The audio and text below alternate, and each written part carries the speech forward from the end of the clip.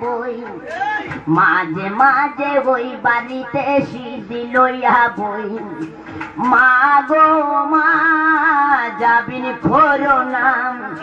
তোমার ছেলে আর কোনদিন সিদ্ধি খাবে না ভালোই ছিলাম আমি ভাইরের হাওয়ায় আজ কর্মের দোষে মা গো এলাম জেলখানায়।